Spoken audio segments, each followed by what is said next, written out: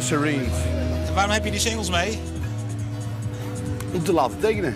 Ja. Maar ja, nou begreep ik dat ze vanavond nieuw waren of zo. Maar ja, dat is jammer eigenlijk. Zo'n goede band. Ik hou van een beetje van depri-muziek, maar toch, aan de ene kant word ik er vrolijk van. Ja, snap je? Van,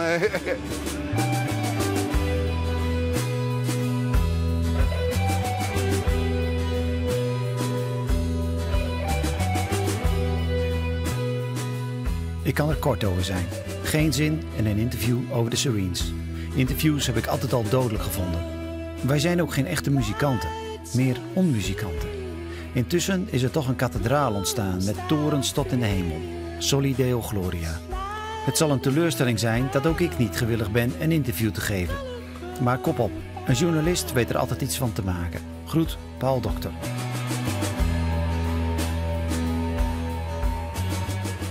Leuk dat jullie er allemaal nog zijn. Excelsior heeft een plaat opnieuw uitgebracht van een legendarische Friese band. Die band is The Serenes en dit is een ode aan The Serenes. En als je die niet kent, let een beetje op, of heel goed, en schaam je een klein beetje. Ik ken ze niet, dus ik schaam me al. Heel veel plezier!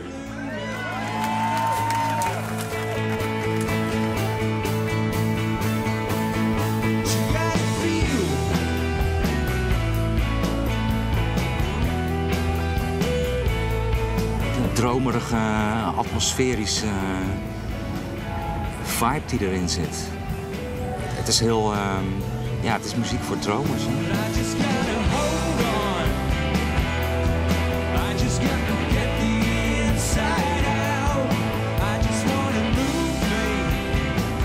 Ja, ze speelden toen door het clubcircuit en in mijn hometown hadden we toen een jongerencentrum genaamd Troll.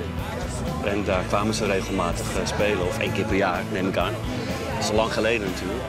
En dat heb ik toen gezien en ik was echt zo, weet je. Dat is wel, die kant moet het eigenlijk wel op. Het heeft me enorm beïnvloed en dat is echt zo.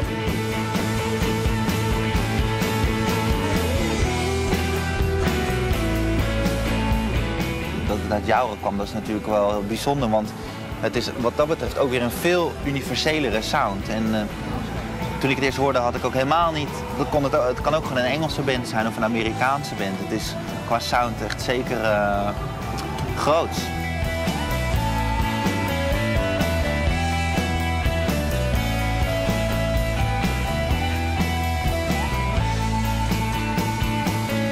Het is ook een soort magisch universum, vind ik een beetje, wat ze zo, weet je, alsof ze in zo'n cocon met z'n allen dat hebben geschapen.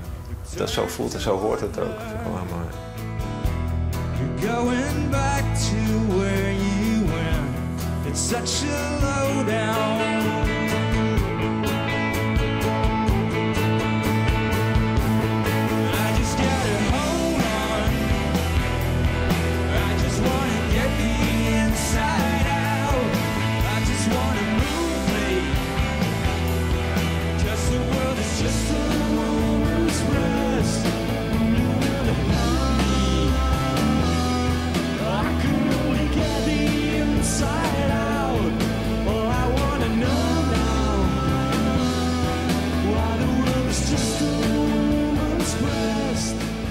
Dokter, de Serenes, dat betekent sereen, kalm, helder. Waarom hebben u die naam gekozen?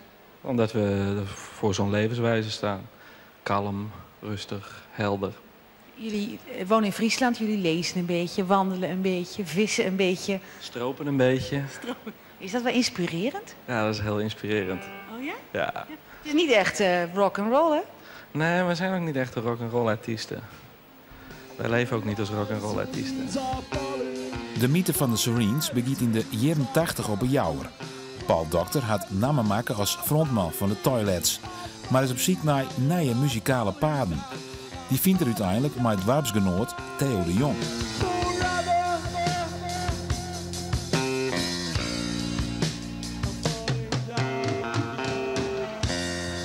Ik ben er vregen terug, Paul, omdat ik weer toen wat met synthesizers bezig om bij de Toilets te komen spelen als vierde bandlid. En ik heb alleen het laatste optreden heb ik meegedaan. Het afscheidsconcert, Balwerk. En nou ja, toen houden de Toilets mij op en ja, toen was het logisch dat Paul en ik verder gaan. En toen hebben we eerst een paar jaar met synthesizers aan het experimenteren geweest. En op een gegeven moment pakten we de gitaren weer op en ik kreeg mijn vriend Johan erbij als drummer. En Zadwande en Ale Bosma kwamen bij het bassist. Die plukten me bij een bluesband bij. En Zadwande ontstond de Sereens. De band maakt het eerst een soort van heftige punkrock, maar is daar net over te spreken. In een Face Sound studio op een Lemmer ontstiet uiteindelijk de definitieve Serene Sound. Het was helemaal al gebaseerd op dat Paul de elektrische gitaren deed en die imiteerde daar strijkers mee. En ik zal een stukje laten horen. En dan had hij bijvoorbeeld heel erg gericht weer op die 12-snarige gitaren, nou, waar ze zo kenmerkend voor hun is. Als je dit dan hoort, dat is heel mooi, want je hoort bijvoorbeeld... Dan gooi je meteen de Serenes al. Ja. Dit is dan Paul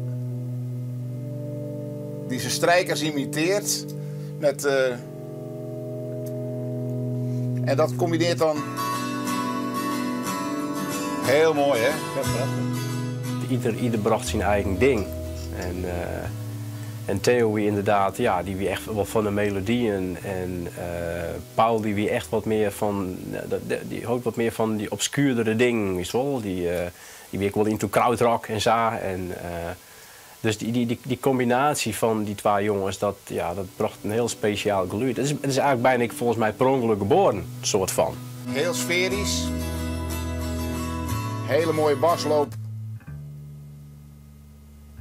Mijn oude Ibanez bas hebben ze daarvoor gebruikt. Van 1978. Prachtig. Hele laid-back drums van Johan. Gewoon lekker in de ruimte. Ah, dit is mooi. En dan Theo met zijn mystieke vocalen.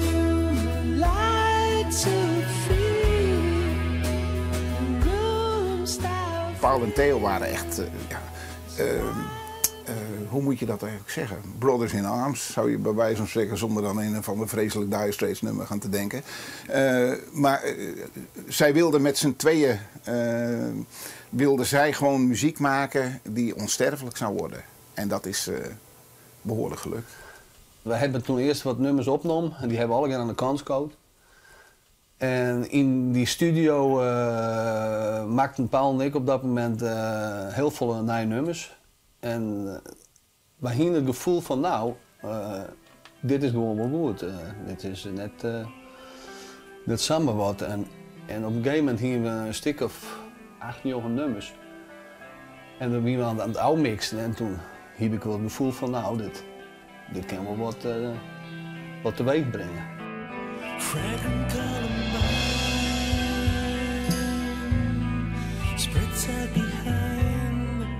In 1990 komt Barefoot and Pregnant uit. De parse is lyrisch over het debuutalbum van de Serenes.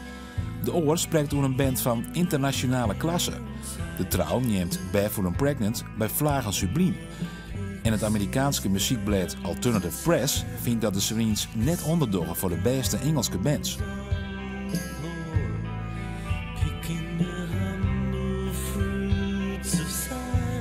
Menno Pot, nou poprecensint voor de Volkskrant, is hikke en tijn op een jouwer. Hij maakt het de opkomst van de Serenes van dichtbij mij. Aan deze band is mijn eerste herinnering, nou ja, hier, de Stam, dat ik ze hoorde. Dat was de tijd zo'n beetje 1990, 1991, dat ik als 15, 16-jarige ook zelf voor het eerst naar de kroeg mocht.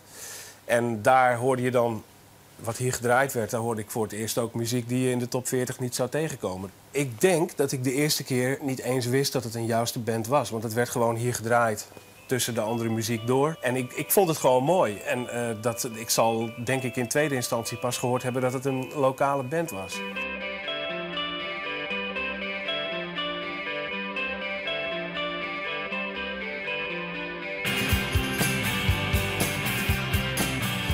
Dat is een hele goede plaat. Er staat om te beginnen alleen al puur de liedjes, de melodieën. Er staat geen mis erop. De samenzangen zijn heel mooi en die zijn ook heel mooi vastgelegd. Die lijken een beetje te zweven zo door de lucht, die dwalen een beetje.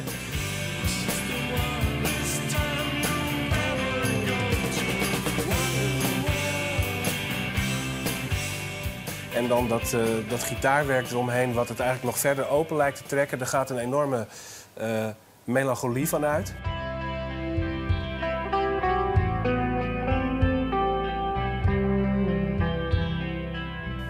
En dat dan verpakt in 10 liedjes waar die gewoon tegen de perfectie aan zitten. Dus ik vind dat echt een indie-plaat die van alle tijden had kunnen zijn. Het succes had voor de Sereens ook een skaatkant. Ze maakten interviews en optreden in radio- en televisieprogramma's. Dat succes mocht wel komen, maar dat wie net ten koste van alles. Dus wel, net aan belachelijke programma's maaien en dat soort dingen. Dus er wordt heel goed wikt en wogen van wat doen we net, welke interviews doen we wel, welke interviews doen we net en welke televisiedingen wel, welke televisiedingen net. Daar worden wel heel goed in uitgedacht. Ze moeten zich wel op een bepaalde manier profileren. Ik bedoel, ze houden helemaal net van interviews. Dat wie een soort met noodzakelijk kwaad, maar ze dingen het wel, hè. En het hong er ook heel erg van wie hun interviewde. Altijd slechte interviews wie en ja, dan kregen ze echt helemaal niks. Jullie cd die heet Barefoot and Pregnant. Blote voeten en zwanger. Gaat het over een van jullie vrouwen? Nee. Waar dan over? Het gaat over onszelf. Oh. En dan kun je van zie het nog niet gebeuren. Nee, dan kun je van alles bij verzinnen. Vertel eens. Nou, barefoot, blootvoet. Simpele manier van leven en pregnant, zwanger van songs en teksten en andere ideeën. The sun drowns in the sky, sparkling red, daylight melts.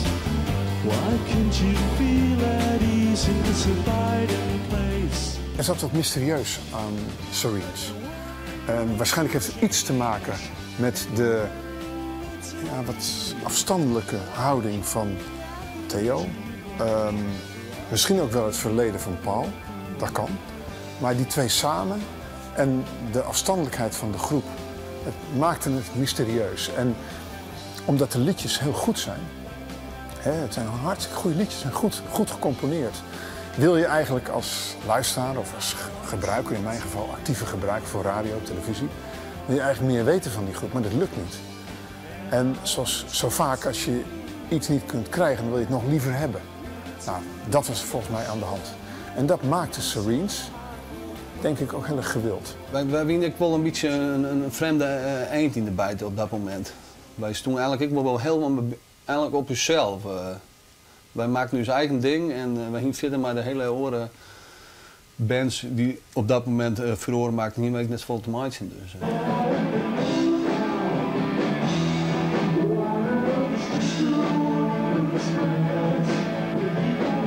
Wij zijn niet echt een band om een zaal op de kop te zetten, omdat we geen rampentaal rock en roll maken. Ja, onze muziek is heel breekbaar in de zaal, vooral als je het live speelt. Als er slechte stemming is in de zaal, nou, spelen we ook slecht, makkelijk samen.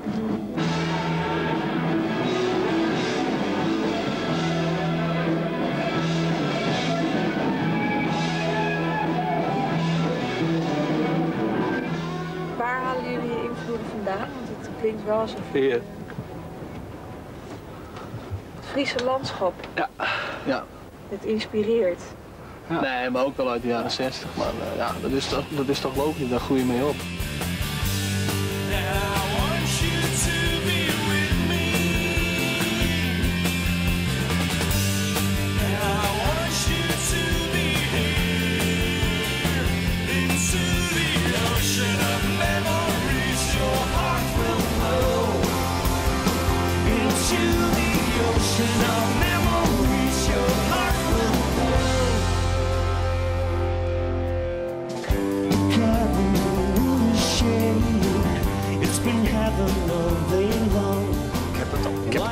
geluisterd en meegezongen onder de douche of als ik het aan het luisteren was. En nu moet ik het zelf zingen.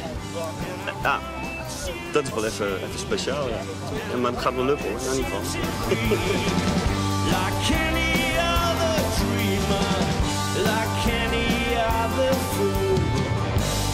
Ik moest mezelf even helpen. Die jongens die waren begin 20 toen ze die plaat maakten. Dat is een hartstikke knappe prestatie. Het golft alle kanten op. Het is klein, het is groot, het is atmosferisch.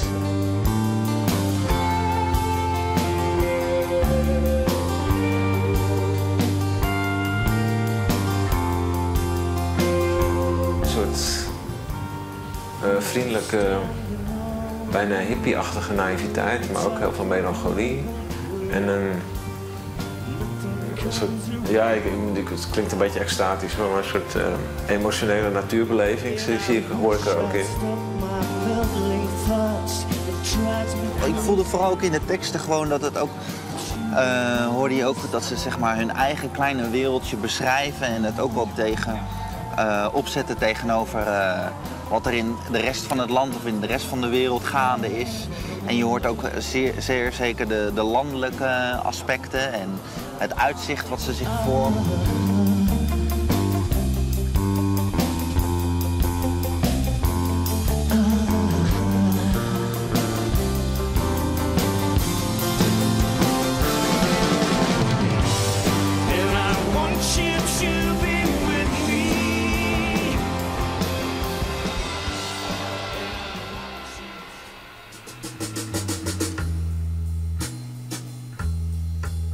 Ik weet dat een van de recensies toen de tijd in de oor stond.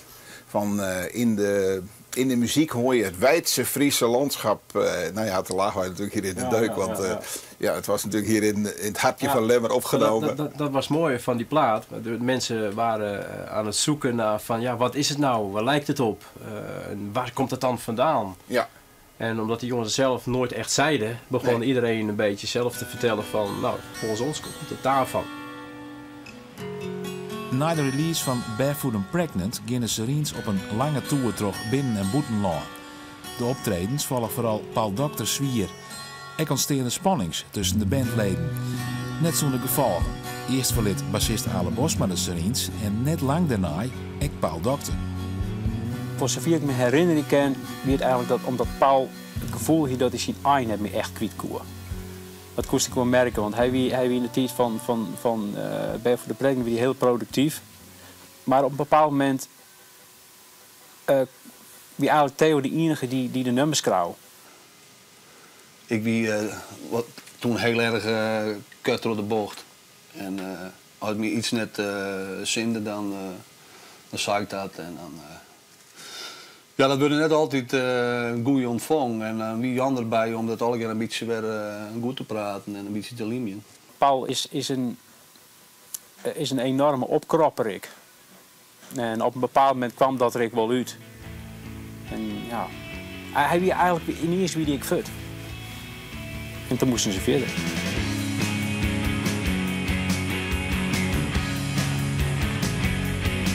Back to wonder. Here she comes at last and blows my mind.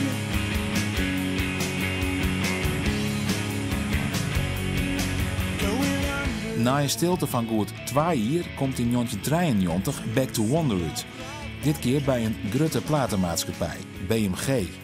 De plaat werd geproduceerd door Lou Giordano, die in Amerika onder oren werken met bands als Husker Du en de Lemonheads. Pieter Kuipers is de nieuwe bassist. Aan dit album specifiek heb ik de herinnering dat ik hem in Amsterdam kocht. Toen was ik inmiddels in 1993 naar Amsterdam verhuisd. En daar kocht ik hem bij het platenzaakje Brutus, wat ook al lang weg is. Tegenover de faculteit waar ik Nederlands studeerde. En dat was natuurlijk ook wel een momentje dat je als jongen uit Jouden de plaat van de band uit je eigen dorp in de grote stad komt.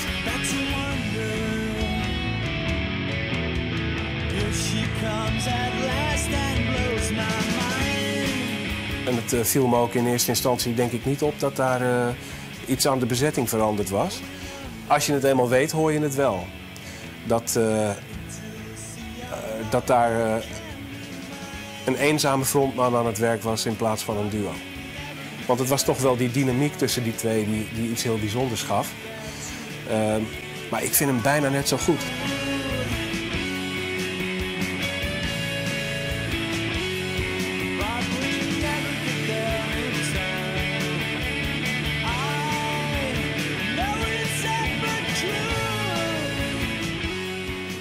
Sereens-fan van het eerste oeren is popjournalist Jan Douwe-Kroeske.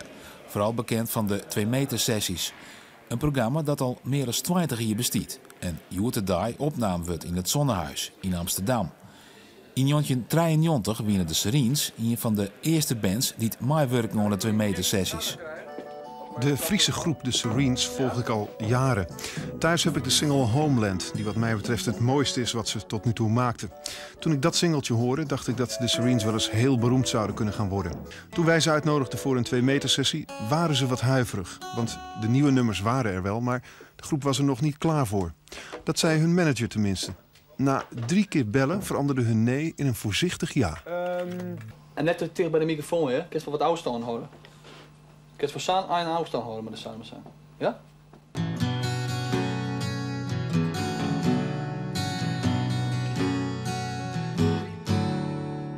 Dark as the night that's creeping in.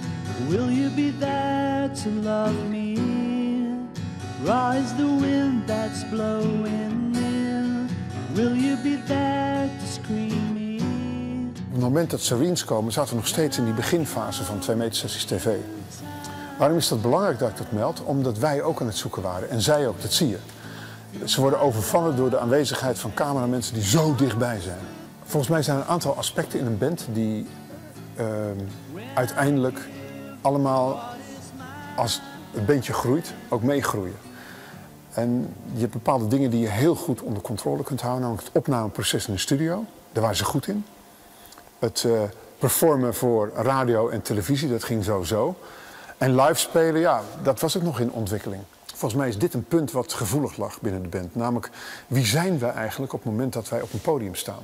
En wat willen we nou eigenlijk dat met dat publiek, dat wij maar deels kennen, dat voor ons staat? Wat willen we daar nou tegen zeggen? Waarom willen we die liedjes voor jullie spelen? Nou, en die communicatie, want het is niet meer dan communicatie, maar je moet het wel kunnen. Daar haperde wel iets, vond ik. Theo de Jong, hij zit al zo'n 15 jaar in de muziek. En de laatste 4 jaar ervan timmert er aardig aan de waai met de Sereens. Wat is de toekomstdroom voor de Sereens? De toekomstdroom van de Sereens is dat zo vol mogelijk mensen op deze wereld de muziek produceren. En die kant, dat gaat mooi maar een stijgende, langzame stijllijn, gaat die kant op. Buitenland het zich nou melden. Engeland het interesse toont. En als je Engeland hebt, dan kun je de rest van Europa ook bespelen.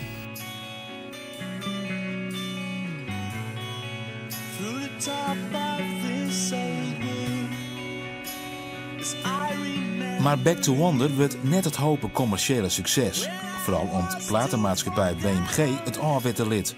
Een grote teleurstelling voor de band. En het begin van de eind. In 1994 zal Theo de Jong de Sereens opheffen. De fut wie eruit. Hij heeft goede gevoel net meer. En hij, want na dat Paul eruit weer, toen kwamen er een heleboel bezettingswijzigingen. En ja, meestal is dat al bad news. Dan wist al van, hij is aan het zieken, hij kent net Fine. En op een bepaald moment, hij echt genoegen van. Wie voor hem echt een opluchting dat de band ophoudt. Ik ben muzikant in hart en nieren en ik ken het altijd zonder de muziek. Dus ik denk dat ik na een tijdje weer de gitaar ter hand neem, maar op dit moment heb ik even net. Ik heb het even gewoon.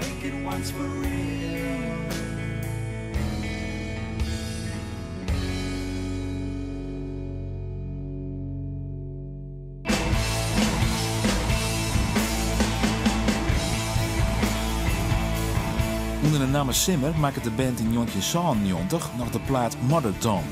Maar een jaar later houdt het definitief op. Theo de Jong stapt uit de muziek.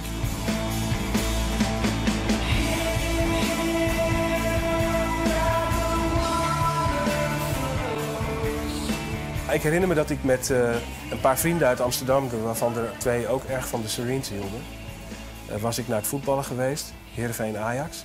Op de weg terug zijn we toen hier naartoe gegaan. Ik had ze verteld, ik ga jullie meenemen naar de Stam, de kroeg waar ik vroeger mijn bier dronk. En toen had ik ook tegen ze gezegd, Theo van de Sereens zit daar waarschijnlijk aan de bar. Die zit daar altijd. En inderdaad, hij zat er. En toen hebben die jongens tegen hem gezegd, hé, jij bent toch Theo van de Sereens? En hij reageerde daar aanvankelijk volgens mij op met nee. Hij was niet Theo van de Sereens, want de Sereens bestonden niet meer. En vervolgens begon hij me daar toch zijn eigen muziek eigenlijk met de grond gelijk te maken. Dat was echt schokkend, vond ik. En dat is dan een band die voor mijn gevoel 2 absolute Nederlandse gitaarklassiekers op zijn naam heeft staan. En ik vond dat pijnlijk om te zien. Dat hij blijkbaar zelf de trots ook niet kan voelen. En dat hij eigenlijk bijna deed van een soort jeugdzonde of zoiets. Dus ik vond toen ook, ik vond dat eigenlijk iedereen langs de Stam moest gaan om die man te vertellen wat een mooie muziek die gemaakt heeft. Nou ja, ik zit er waarom op als een hele, vooral de periode van 88 tot 92, zit ik waarom op een hele creatieve, spannende tijd. En daar hier ik absoluut niet missen wil. Dus ik heel belangrijk voor mezelf is als muzikant en voor je ontwikkeling. Maar dat is natuurlijk mijn sign voor mij. Na 15 jaar stilte komt dan in 2013 in de reissue van Barefoot and Pregnant uit. De remastering is die op het plak dat alles begon, de Face Sound Studio. En we dienen terug Theo de Jong. Op de reissue stiet ik extra materiaal van net uitgebrachte nummers. We hebben hier nou een nummer wat op de outtakes plaat terechtgekomen is. En dat was wel heel grappig, dit nummer. Dit herkende Theo zelfs niet eens. Het was ook heel duidelijk dat er op de tracksheet nog van 1990 staat... niet afwerken komt niet op de cd, of LP toen de tijd, de cd. En toen ik het hem vorig jaar liet horen, toen keek hij mij heel verbaasd in eerste instantie aan. En zei, wat is dit, joh?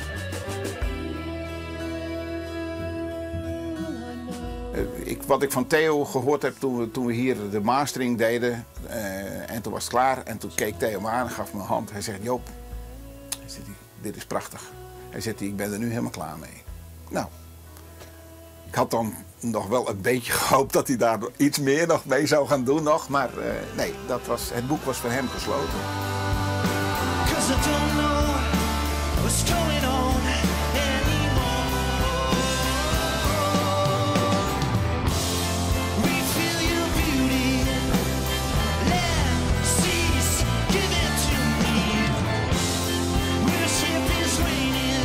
Als orde moet op het festival Welcome to the Village in Ljouwert een speciale Sereens tribute spelen. Maar als grote aanwezigen Paul Docter en Theo de Jong. Bij de maaien weger je ook alle interviews. Een bewuste kar, zo biedt ook de tekst in een cd-hoes die Paul Docter voor de reissue schreeuwt. Wij huldigen het middeleeuwse principe dat de kunstenaar geheel ondergeschikt moet zijn aan zijn schepping. Dat hij zogezegd in volstrekte anonimiteit tot zijn toverwerk moet komen. Daar gaat het om. De rest is bijzaak.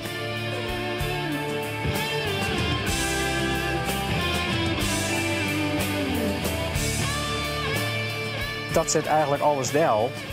In dat verhaal vertelt hij eigenlijk al hoe zij erin staan en op wat voor manier zij muziek maken hebben. En als het verhaal leest, dan krijg je er eigenlijk ook wel respect voor. Dan denk ik van oké, dat is wel goed zo. En het is misschien ook wel een vorm van, er zit een bepaalde vorm van schoonheid in. Ze hebben, wat mij betreft, een heel mooi meesterwerkje uitleveren. En ja, daar ken ik het de rest van mijn leven wel mee aan.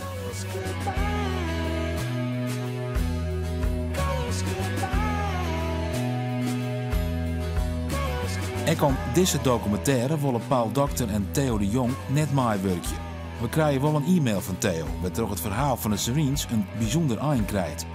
Ondanks de negatieve publicaties rondom Paul en mij hebben we juist onze krachten wederom gebundeld en zijn op dit moment weer muziek aan het maken.